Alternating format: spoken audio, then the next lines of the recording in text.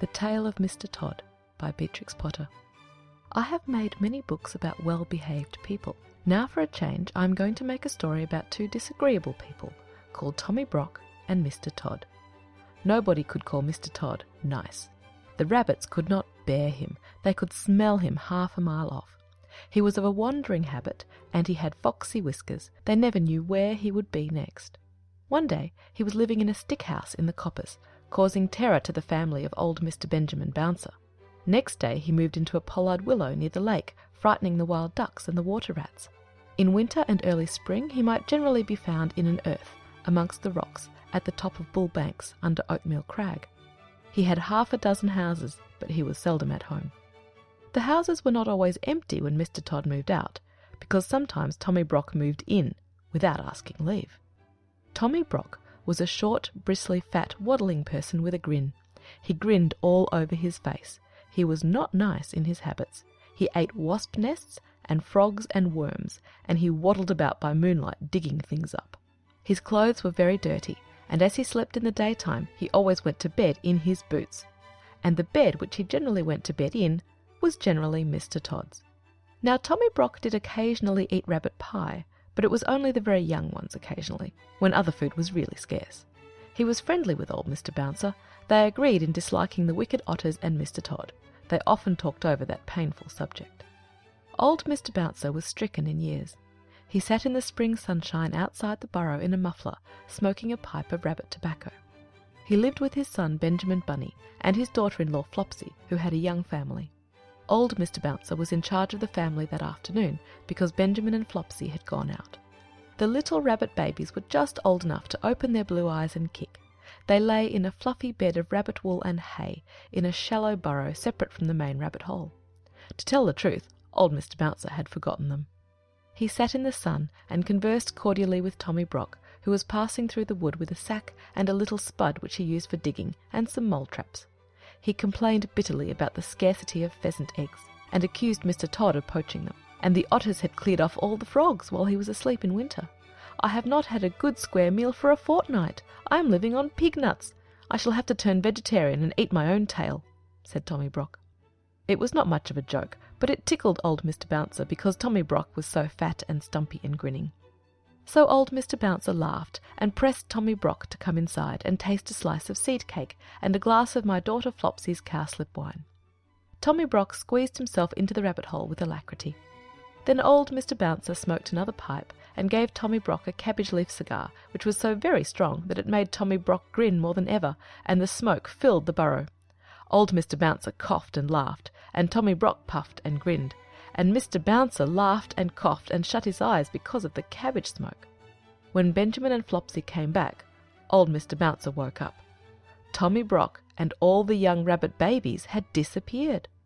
Mr. Bouncer would not confess that he had admitted anybody into the rabbit hole, but the smell of badger was undeniable, and there were round, heavy footmarks in the sand. He was in disgrace. Flopsy wrung her ears and slapped him. Benjamin Bunny set off at once after Tommy Brock. There was not much difficulty in tracking him. He had left his footmark and gone slowly up the winding footpath through the wood. Here he had rooted up the moss and wood sorrel. There he had dug quite a deep hole for dog darnel and set a mole trap. A little stream crossed the way. Benjamin skipped lightly over Dryfoot. The badger's heavy steps showed plainly in the mud. The path led to a part of the thicket where the trees had been cleared. There were leafy oak stumps and a sea of blue hyacinths, but the smell that made Benjamin stop was not the smell of flowers. Mr. Todd's stick house was before him, and for once Mr. Todd was at home. There was not only a foxy flavour in proof of it, there was smoke coming out of the broken pail that served as a chimney. Benjamin Bunny sat up, staring. His whiskers twitched. Inside the stick house somebody dropped a plate and said something. Benjamin stamped his foot and bolted. He never stopped till he came to the other side of the wood. Apparently Tommy Brock had turned the same way. Upon the top of the wall there were again the marks of badger, and some ravellings of a sack had caught on a briar. Benjamin climbed over the wall into a meadow. He found another mole trap newly set. He was still upon the track of Tommy Brock. It was getting late in the afternoon.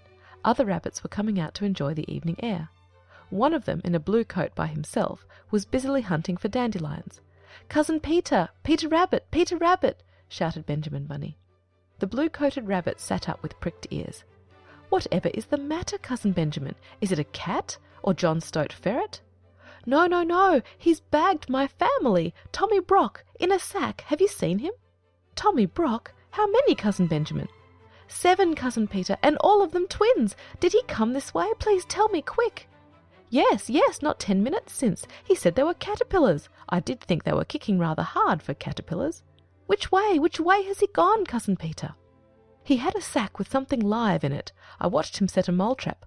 Let me use my mind, Cousin Benjamin. Tell me from the beginning." Benjamin did so. "My Uncle Bouncer has displayed a lamentable want of discretion for his years," said Peter reflectively. "But there are 2 hopeful circumstances. Your family is alive and kicking, and Tommy Brock has had refreshment. He will probably go to sleep and keep them for breakfast." "Which way?" "Cousin Benjamin, compose yourself. I know very well which way. Because Mr. Todd was at home in the stick house, he has gone to Mr. Todd's other house at the top of Bull Banks. I partly know because he offered to leave any message at Sister Cottontail's. He said he would be passing." Cottontail had married a black rabbit and had gone to live on the hill. Peter hid his dandelions and accompanied the afflicted parent, who was all of a twitter. They crossed several fields and began to climb the hill. The tracks of Tommy Brock were plainly to be seen. He seemed to have put down the sack every dozen yards to rest. "He must be very puffed. We are close behind him by the scent. What a nasty person," said Peter. The sunshine was still warm and slanting on the hill pastures. Halfway up, Cottontail was sitting in her doorway with 4 or 5 half-grown little rabbits playing about her, one black and the others brown. Cottontail had seen Tommy Brock passing in the distance.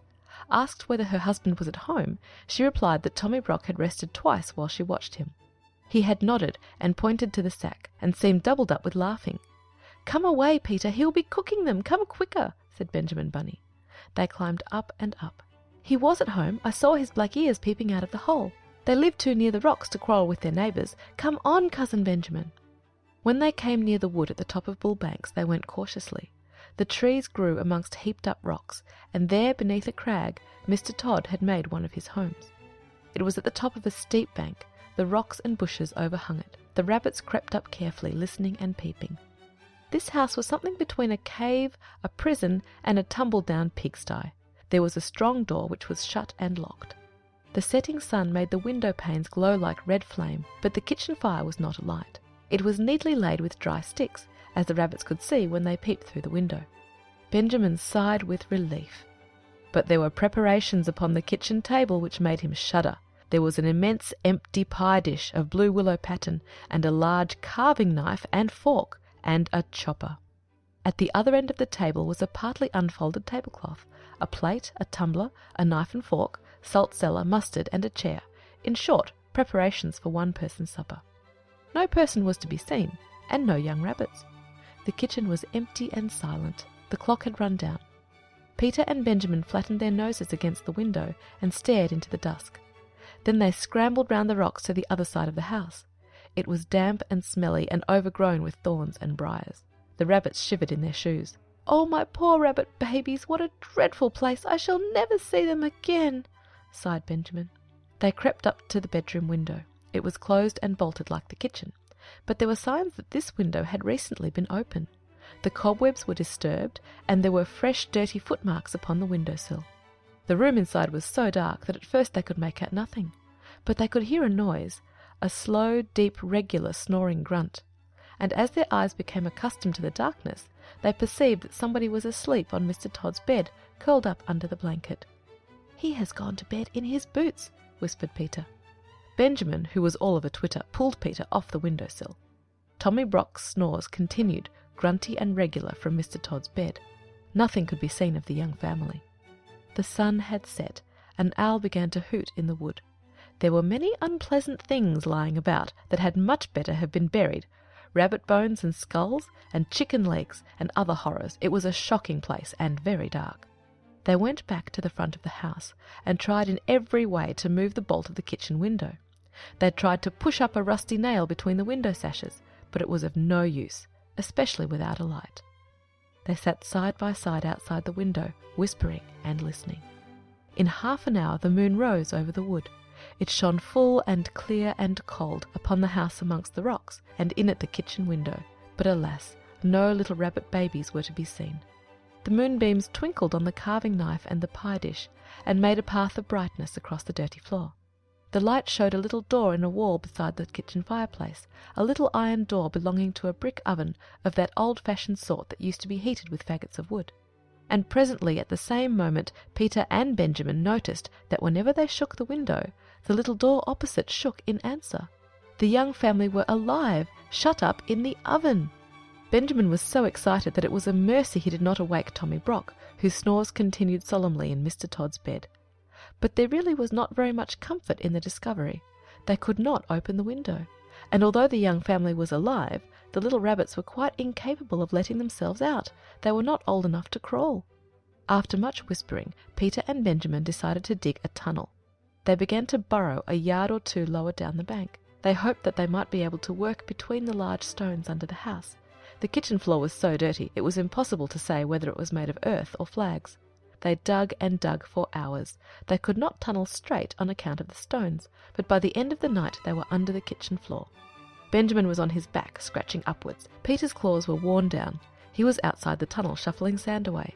He called out that it was morning, sunrise, and that the jays were making a noise down below in the woods. Benjamin Bunny came out of the dark tunnel, shaking the sand from his ears. He cleaned his face with his paws. Every minute the sun shone warmer on the top of the hill. In the valley there was a sea of white mist, with golden tops of trees showing through. Again from the fields down below in the mist there came an angry cry of a jay, followed by the sharp yelping bark of a fox. Then those two rabbits lost their heads completely. They did the most foolish thing that they could have done. They rushed into their short new tunnel and hid themselves at the top end of it, under Mr. Todd's kitchen floor. Mr. Todd was coming up Bull Banks, and he was in the very worst of tempers. First, he had been upset by breaking the plate. It was his own fault, but it was a china plate, the last of the dinner service that had belonged to his grandmother, old Vixen Todd. Then the midges had been very bad, and he had failed to catch a hen pheasant on her nest, and it had contained only 5 eggs, 2 of them addled. Mr. Todd had had an unsatisfactory night. As usual, when out of humour, he determined to move house. First he tried the pollard willow, but it was damp, and the otters had left a dead fish near it. Mr. Todd likes nobody's leavings but his own. He made his way up the hill. His temper was not improved by noticing the unmistakable marks of badger. No one else grubs up the moss so wantonly as Tommy Brock. Mr. Todd slapped his stick upon the earth and fumed. He guessed where Tommy Brock had gone to. He was further annoyed by the jaybird which followed him persistently. It flew from tree to tree and scolded, warning every rabbit within hearing that either a cat or a fox was coming up the plantation. Once when it flew screaming over his head, Mr. Todd snapped at it and barked. He approached his house very carefully with a large rusty key. He sniffed, and his whiskers bristled. The house was locked up, but Mr. Todd had his doubts whether it was empty. He turned the rusty key in the lock. The rabbits below could hear it. Mr. Todd opened the door cautiously and went in. The sight that met Mr. Todd's eyes in Mr. Todd's kitchen made Mr. Todd furious. There was Mr. Todd's chair, and Mr. Todd's pie dish, and his knife and fork, and mustard and salt cellar, and his tablecloth that he had left folded up in the dresser, all set out for supper, or breakfast, without doubt for that odious Tommy Brock. There was a smell of fresh earth and dirty badger, which fortunately overpowered all smell of rabbit. But what absorbed Mr. Todd's attention was a noise, a deep, slow, regular, snoring, grunting noise coming from his own bed. He peeped through the hinges of the half-open bedroom door. Then he turned and came out of the house in a hurry. His whiskers bristled, and his coat collar stood on end with rage. For the next 20 minutes Mr. Todd kept creeping cautiously into the house and retreating hurriedly out again. By degrees he ventured further in, right into the bedroom. When he was outside the house he scratched up the earth with fury, but when he was inside he did not like the look of Tommy Brock's teeth. He was lying on his back with his mouth open, grinning from ear to ear. He snored peacefully and regularly, but one eye was not perfectly shut. Mr. Todd came in and out of the bedroom. Twice he brought his walking stick, and once he brought in the coal scuttle, but he thought the better of it and took them away. When he came back after removing the coal scuttle, Tommy Brock was lying a little more sideways, but he seemed even sounder asleep. He was an incurably indolent person. He was not in the least afraid of Mr. Todd. He was simply too lazy and comfortable to move. Mr. Todd came back yet again into the bedroom with a clothesline. He stood a minute watching Tommy Brock and listening attentively to the snores. They were very loud indeed, but seemed quite natural. Mr. Todd turned his back towards the bed and undid the window. It creaked. He turned round with a jump. Tommy Brock, who had opened one eye, shut it hastily. The snores continued. Mr. Todd's proceedings were peculiar and rather uneasy, because the bed was between the window and the door of the bedroom. He opened the window a little way and pushed out the greater part of the clothesline onto the window-sill. The rest of the line, with a hook at the end, remained in his hand. Tommy Brock snored conscientiously. Mr. Todd stood and looked at him for a minute. Then he left the room again. Tommy Brock opened both eyes and looked at the rope and grinned. There was a noise outside the window. Tommy Brock shut his eyes in a hurry. Mr. Todd had gone out the front door and round to the back of the house. On the way he stumbled over the rabbit burrow. If he had had any idea who was inside it, he would have pulled them out quickly. His foot went through the tunnel nearly upon the top of Peter Rabbit and Benjamin, but fortunately he thought it was some more of Tommy Brock's work. He took up the coil of line from the sill and listened for a moment, and then tied the rope to a tree. Tommy Brock watched him with one eye through the window. He was puzzled. Mr. Todd fetched a large, heavy pailful of water from the spring and staggered with it through the kitchen into his bedroom. Tommy Brock snored industriously, with rather a snort. Mr. Todd put down the pail beside the bed, took up the end of the rope with the hook, hesitated, and looked at Tommy Brock. The snores were almost apoplectic, but the grin was not quite so big. Mr. Todd gingerly mounted a chair by the head of the bedstead. His legs were dangerously near to Tommy Brock's teeth. He reached up and put the end of the rope with the hook over the head of the tester bed where the curtains ought to hang.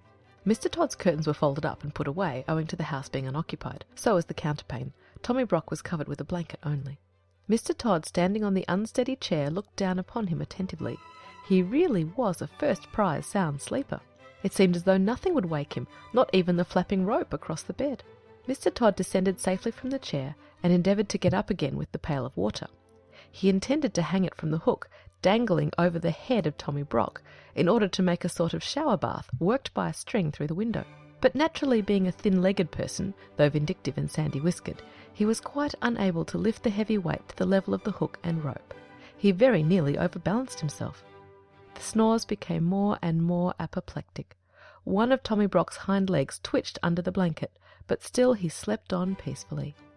Mr. Todd and the pail descended from the chair without accident. After considerable thought, he emptied the water into a wash basin and jug. The empty pail was not too heavy for him. He slung it up, wobbling over the head of Tommy Brock. Surely there never was such a sleeper. Mr. Todd got up and down and up on the chair.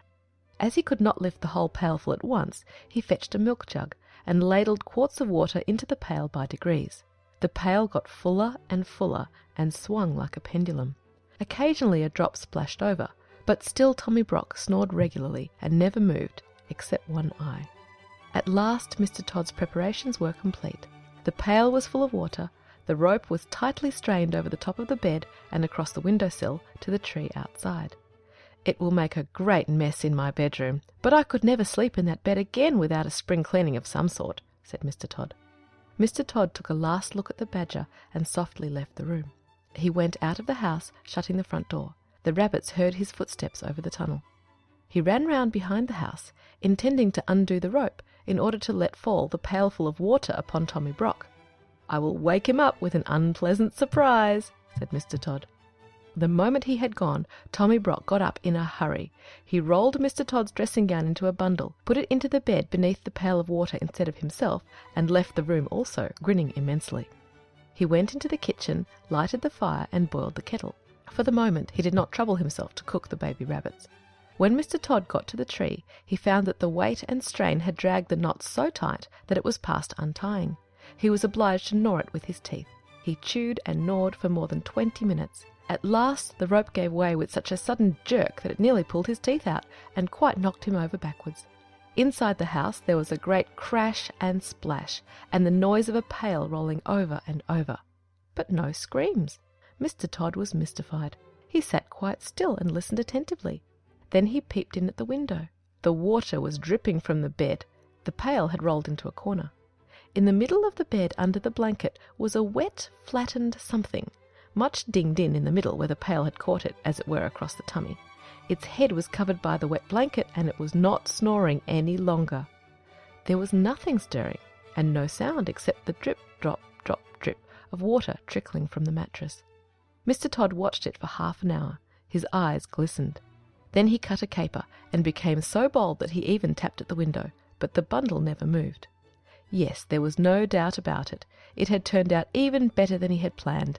The pail had hit poor old Tommy Brock and killed him dead. "I will bury that nasty person in the hole which he has dug. I will bring my bedding out and dry it in the sun," said Mr. Todd. "I will wash the tablecloth and spread it on the grass in the sun to bleach, and the blanket must be hung up in the wind, and the bed must be thoroughly disinfected and aired with a warming pan, and warmed with a hot water bottle. I will get soft soap and monkey soap and all sorts of soap, and soda and scrubbing brushes and Persian powder and carbolic to remove the smell.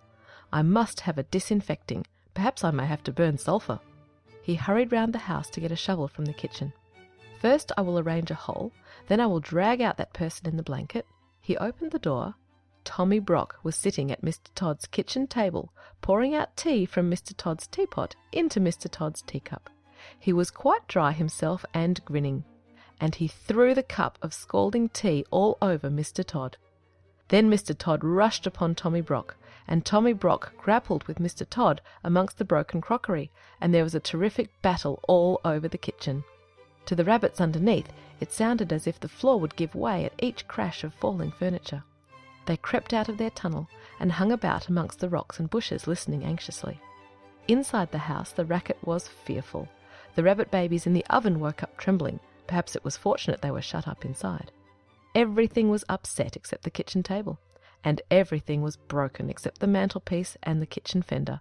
The crockery was smashed to atoms. The chairs were broken, and the window, and the clock fell off with a crash, and there were handfuls of Mr. Todd's sandy whiskers. The vase fell off the mantelpiece, the canisters fell off the shelf, the kettle fell off the hob.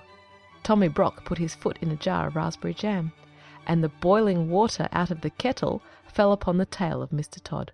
When the kettle fell, Tommy Brock, who was still grinning, happened to be uppermost, and he rolled Mr. Todd over and over like a log out the door.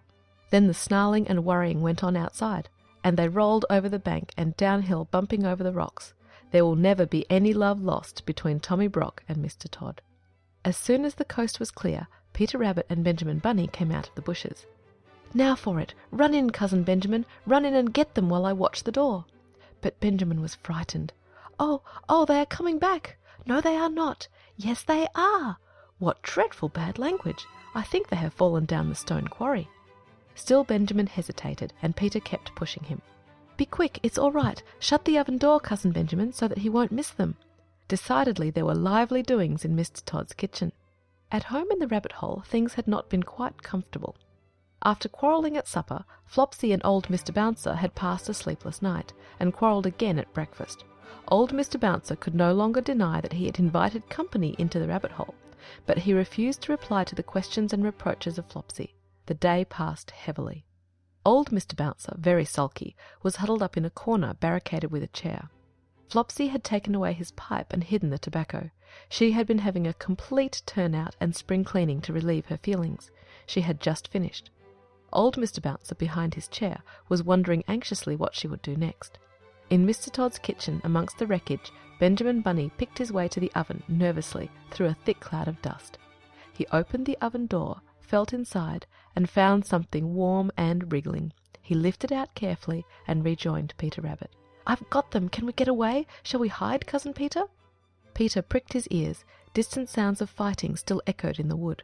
5 minutes afterwards 2 breathless rabbits came scuttering away down Bull Banks, half carrying, half dragging a sack between them, bumpety-bump over the grass.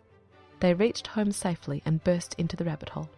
Great was old Mr. Bouncer's relief and Flopsy's joy when Peter and Benjamin arrived in triumph with the young family. The rabbit babies were rather tumbled and very hungry. They were fed and put to bed. They soon recovered. A long new pipe and a fresh supply of rabbit tobacco was presented to Mr. Bouncer. He was rather upon his dignity, but he accepted. Old Mr. Bouncer was forgiven, and they all had dinner. Then Peter and Benjamin told their story, but they had not waited long enough to be able to tell the end of the battle between Tommy Brock and Mr. Todd. End of The Tale of Mr. Todd.